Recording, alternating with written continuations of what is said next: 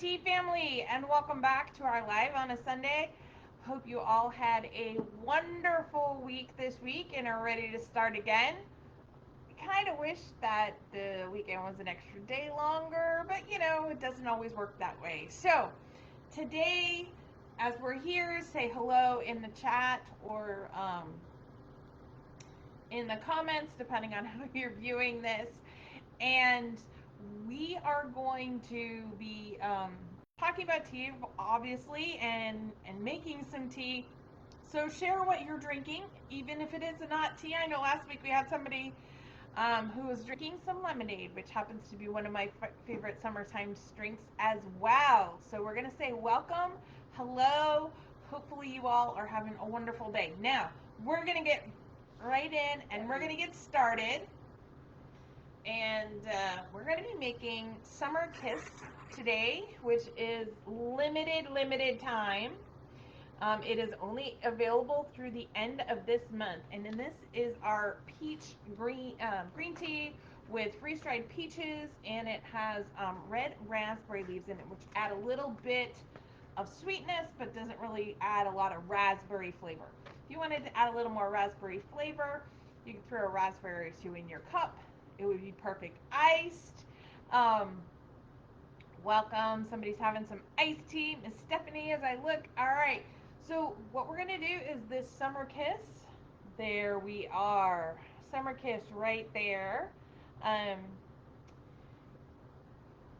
It is not a heavy, it's a green tea, so I'm going to go ahead and get this going.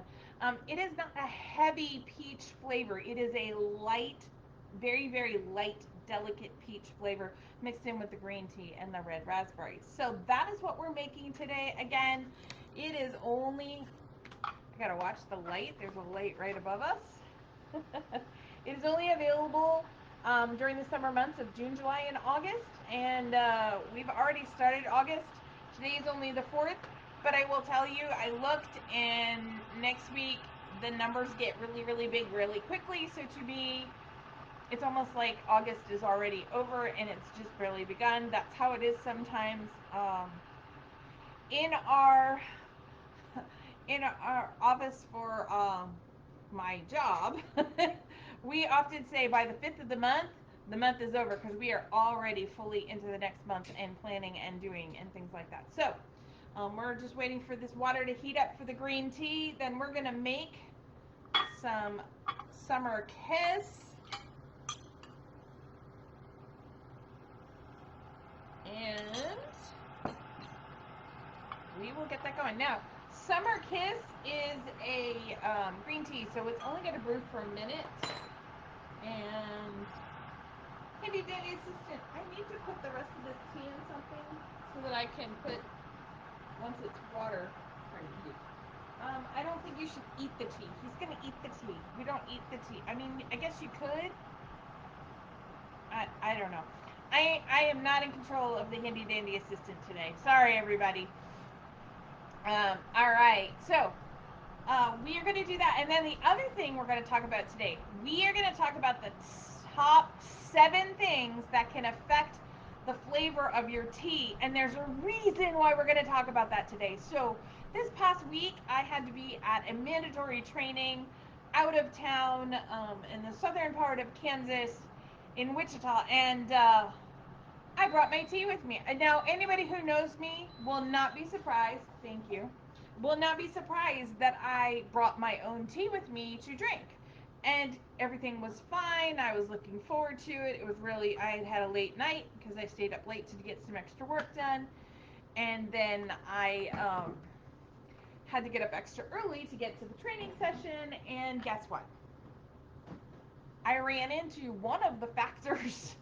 I went to take the tea. I was all excited, and it didn't taste right. And I was like, oh yes. And we're going to talk about why it was oh yes and why these things happen. So I just wanted to say this is what inspired our session today. So my cell phone, like that. All right. Now, normally on a tea that has a freeze-dried fruit in it, you will brew it for 2 minutes. as opposed to the traditional 1 minute when you have a green tea. And the reason for that is that first minute really allows that freeze dried fruit to hydrate, and the second minute it's brewing the tea and everything like that. So that is always one helpful hint. You will get better flavor if you add a minute when you have a freeze dried fruit. There you go. There's a bonus one. We're going to do 8 today, including that little bonus one. So I'm excited for this one to start and go. I'm looking forward to it. While we're waiting for the tea to brew, let's start with the very first thing. So the first out of 7 factors that can affect the flavor of your tea when you brew it is the quality of the tea. Now, I've talked about this before. I've opened up the tea bag and you've seen the dust or the fannings fall out versus the really large loose leaf teas. The quality of the tea is always going to be the biggest factor. How much tannic acid it has because it's been turned into that dust, that is going to have a huge impact. You're never going to be able to get that richer, more complex flavor in a tea bag that you get when you have that loose leaf tea or properly brewed tea. So you really want to look for whole leaves or only partially broken leaves. And the other thing is, if you are in a shop where you can physically see the tea leaves, first you want to be careful with that because light does affect things, flavor of the tea and how much flavor it has, because it is light sensitive. But if you are able to see, you want to look for teas that have a vibrant color as opposed to a dull color. So here we are, right where that light is not going to show very well. Nope. So I try and spill this. I'm trying to figure out, there we go. If you look right there, you'll see, as I try not to spill it, a nice light, slightly green tea. I'm going to have to let this cool for a second, even though it's only at a lower temperature of the 175 to 180, it's still going to be pretty hot to my tongue. So, all right, Diane's drinking lemon zinger today. Love that. Love that. So that's the very first thing, is the quality of the tea has a major impact on the flavor. Number 2, the second factor that can affect the flavor of your tea is the steeping time. How long you steep it. This may seem pretty self-explanatory, but remember, we've talked about this. The longer it's steeping, the more tannic acid gets into the cup, the stronger it'll brew, but it gets to a point where it's more bitter than brewed. And that is not a flavor that is easily fixed with sugar or milk or other things. It really takes on that strong, robust flavor. Now, there are a lot of people that love it that way, and there are people that like it a little lighter. And so that time that you allow the tea to steep. Now, this is why the rule of thumb is for an oolong tea or a black tea or an herbal tea, 3 minutes for the first brew, 4 minutes for the second, 5 minutes or longer for the third brew. Whereas green teas, if it has a freeze-dried fruit in it, you're going to want to do 2 minutes for the first brew and then add 1 minute to each brew. But if it doesn't, if it's like our Emerald Garden where it's just a blend of green teas and it doesn't have any freeze-dried fruit in it, it's only 1 minute for the first brew. You don't need to overbrew it, especially the delicate green or white teas. White teas are the same. They do not need the same brew time. Otherwise, they'll get too strong. All right, that was number 2. Number 3, the third factor that can affect the flavor of your tea is the temperature of the water. Now, see if I can do this, because this is one of those things. I have little temperatures on here. You can't read them clearly, but you can see that there are different temperatures. And a lot of times in our instructions and our flyers, we talk about the different temperatures. It's one of the reasons why I love an electric kettle like this. Although I have given some hints how to tell the temperature of the water just by looking at the bubbles in the water itself. But for your delicate teas or to white tea, you want to be like 165, 170. Some people even say as high as 175. I like the 165, 170. And that is because the white tea is actually the least processed and the most delicate. So you don't want to burn or scorch that tea leaf by boiling it. That will ruin the flavor. Sort of like why we sometimes cook food on that low temperature for a longer period of time. Like hot chocolate. When we make hot chocolate, we do a lot of stirring, but we do it over a low temperature, that low simmer temperature, and not boiling. One, because the chocolate melts better, and then two, because otherwise it's going to get a scorched or burnt flavor to it. That is not a yummy thing in tea at all. All right. It's why greens were like 175 to 180 and different things like that. So that is the third one. You want to get your temperature right for your brew to be amazing. Okay, it's time for the reason that this whole session tonight started. I was in Wichita at the conference. You have to understand, went to bed super, super late. Like, only got about 3.5, 4 hours of sleep. Got up super early in the morning. I had my serene sunrise. I had my to-go container so that I wasn't dealing with metals or anything like that. I had everything ready to go. And I poured it, and it looked beautiful, and it smelled wonderful. And then I went to take a sip, and I was like, oh, this is horrid. And I know it's not the tea because I drink the tea all the time. And it dawned on me, I was tasting the water. I was tasting plasticky water because at the hotel where I was, I actually had, they had a container that had hot, kind of boiling hot water in it at all times. But that water obviously had come from a plastic jug and had obviously sat there way too long, and it had that plastic meets metal flavor, if you know what I mean. If you ever had that icky water and you're like, oh, yeah. That translated into my tea, and it was not a fun morning. And then I had to make the decision, do I drink it because I really need the caffeine? Do I wait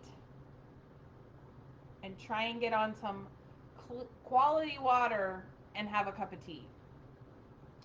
Yeah, I wasn't proud at that point. I just kind of almost held my nose and sucked it down, which was not good, but I needed the caffeine more than I needed anything else. But it definitely taught me to stop by the store. The training center was at a different place. Stop by the store, pick up some water on the way back, and brew my own tea water. Another thing is, if you're traveling and you're in a hotel and they have those little coffee pots in the room, keep in mind people use those to make coffee all the time, so you're going to have a coffee flavor to your tea even if you just put water in it. Woo-hoo! Just saying, that also affects the quality of the water. So quality of the water, huge, huge, huge thing. Okay. Number 5 of the top 7 factors that affect the flavor of your tea may surprise you. You'll have to put in the comments or in the chat whether it surprises you or not, but it is how the tea is stored. Remember I talked earlier about, like, if you can see the tea leaves, well, light can affect the flavor of the tea because they decay faster in the light. Tea leaves are light sensitive. And that's one of those things. How has it been stored? Has it been stored properly? The other thing is if you have like an Earl's blend where you have different potent ingredients, or even an evening mint where you've got peppermint and some lavender and things, well, those are very potent at the beginning, but the oils kind of evaporate, and so it'll be less so if it is not stored correctly. That is why, believe it or not, tea storage is a huge factor in how your tea will taste. It's one of the reasons why we talk about how to properly store your tea so much. Okay.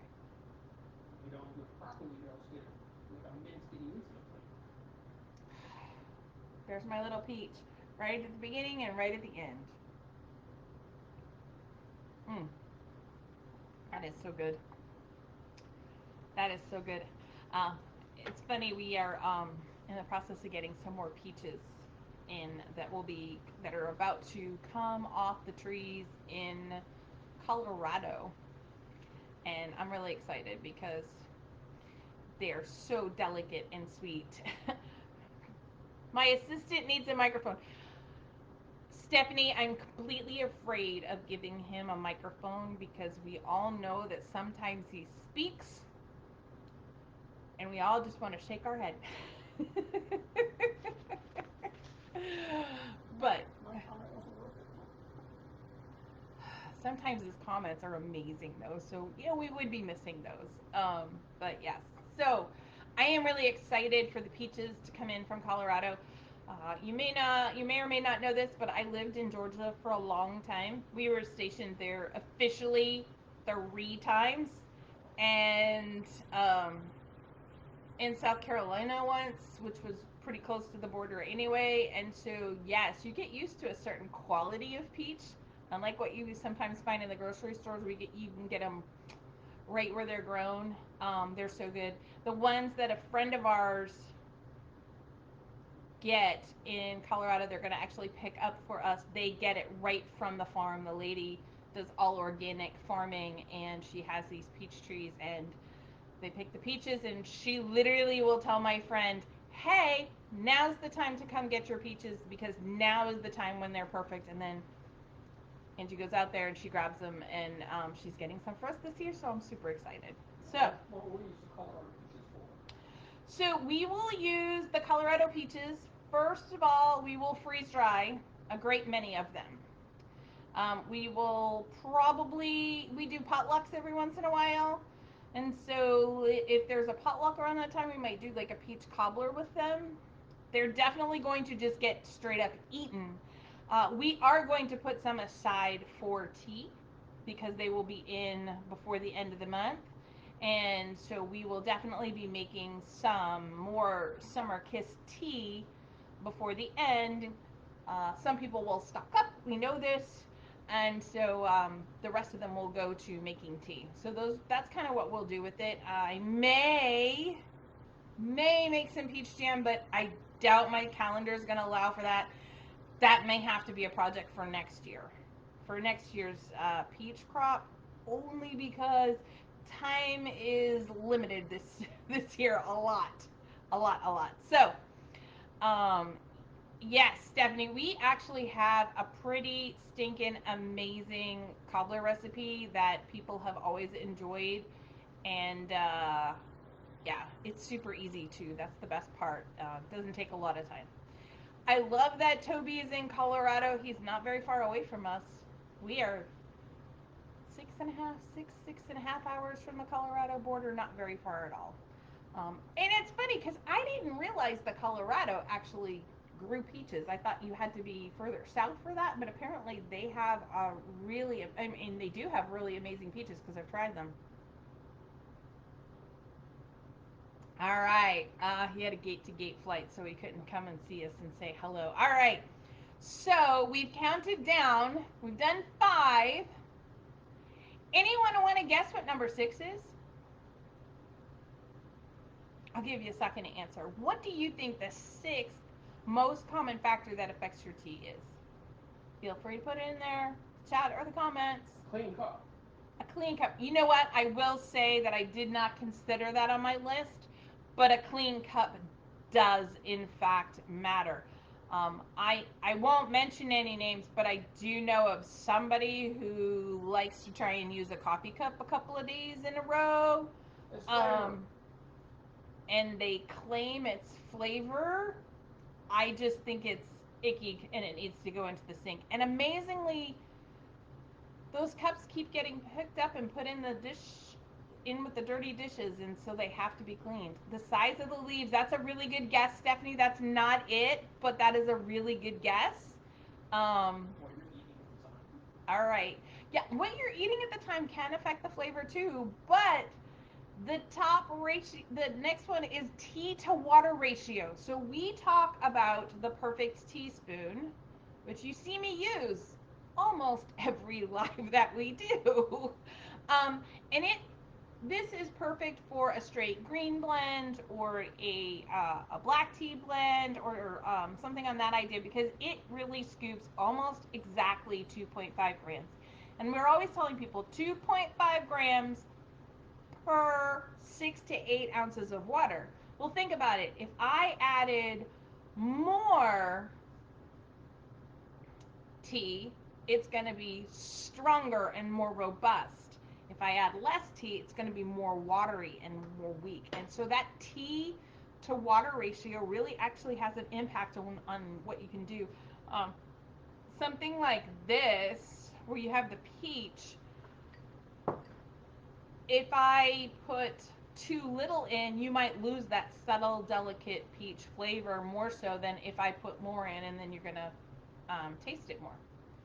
Uh, so yes, what you're eating at the time definitely does affect it, but not as much as the tea to water ratio. Okay, number 7.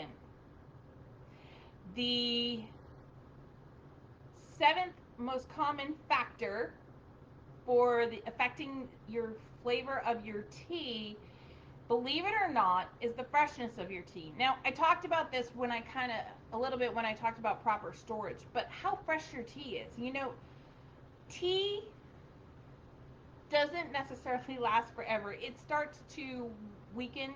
Um, it starts to decay a little bit, and so it won't have as much flavor. Now, we can prevent against that. That's why we do the brown pouches that don't have any windows or anything, so the light can't get in. And then they're sealed. They're actually double sealed because this is. There we go. You can't even tell because it's so little. But there's a little tiny mylar in there, and then this gets sealed like a Ziploc, and then we seal it. We heat seal it again, and that's so it's heat sealed. Then you break the seal and you can reseal it by keeping air out and oxygen out, and then keeping it away from the heat. We always recommend you keep it away from the heat. Properly storing your tea will help it to last longer.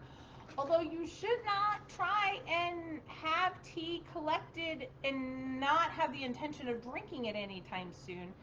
Tea will decay no matter how well you store it over time. Now, the average we always say is you want to consume your tea within 6 to 12 months. If you've stored it really well, you could get 12. I mean, I'm not saying you can't get 15 months. We've gotten 15 months on some of our teas before. We've put them up, we've sealed them, we've tried them later, and it's 15 months after we packaged it. And it's been just as delightful as that first day. No, we've done a taste test, side by side taste test, which is always fun because I never tell my handy dandy assistant which one's which. I always make him guess, and then he looks at me like they taste the exact same, Lisa. Like I don't understand the question. I was like, one's 15 months old, one I just made, and so we test it. But for the most part, depending on how well you seal it and store it, 6 to 12 months. So make sure you're buying enough tea if you love that flavor and you want it. Know that you want to try and drink it within 6 to 12 months of it coming in, so that you have the peak of flavor. Okay, The lighting also helps the paper from absorbing the flavor too. that is true. See, this is when he should have had a microphone.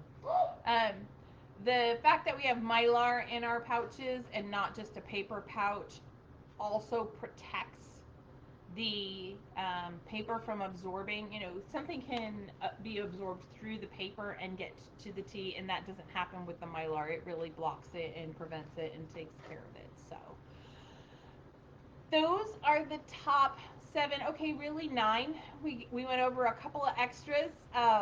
If we also include what you're eating at the time, those are the biggest factors that affect the flavor of your tea. And I know I've been talking and I went over those, but does anybody else have any other questions? Because I wanted to reach out and see if you had any questions.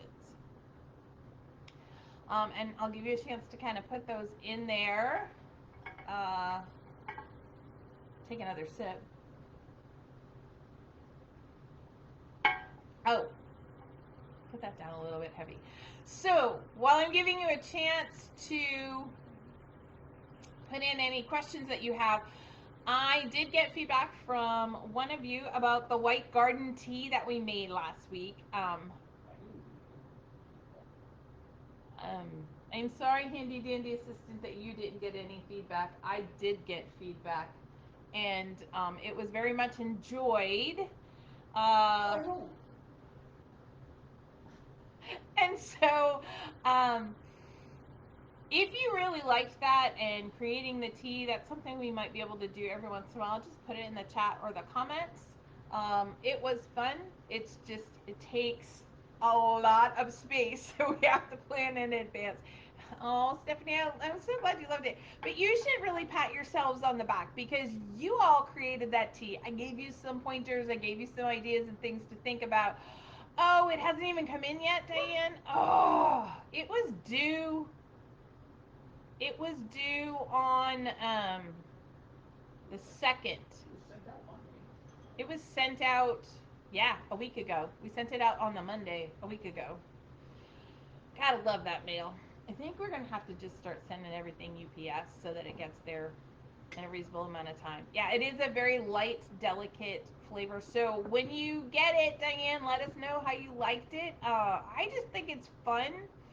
We always enjoy creating blends. I will tell you, your regular mailman was on vacation. So I understand what that's like. Our mailman is currently on vacation, and since we're out in no man's land, it's a rural route anyway. And I can always tell when he's not there because I'll watch a package and it's out for delivery and it's going to be coming to my house, and I'll be like so excited. And then it won't get delivered, and around 8 o'clock or 9 o'clock at night, I'll get a note saying, oh, well, it's been delayed until tomorrow. And I look and we haven't gotten any of our mail that day. Like, we get nothing. It's almost, they're like, they live too far out. We're just going to skip them for today. We'll get them tomorrow. Except it's always the vacationing mailman, not our regular mailman that does it. Our regular mailman is Johnny, and he's amazing. We love him very, very much. But yes, so we can do that every once in a while. That it's fun. It's just we enjoy creating the tea blends and trying different things and a little more of this, a little less of that, that sort of thing. So, all right. Well, I didn't see any questions pop up, so I'm gonna say thanks for joining us, and we will see you all next Sunday. And next Sunday is our big question and answer session because typically I do that on the second Sunday of the month. So go ahead, if you have any questions, reach out to me during the week and I will get those answered. Other than that, we will see you all, and I hope you have a wonderful week. Bye.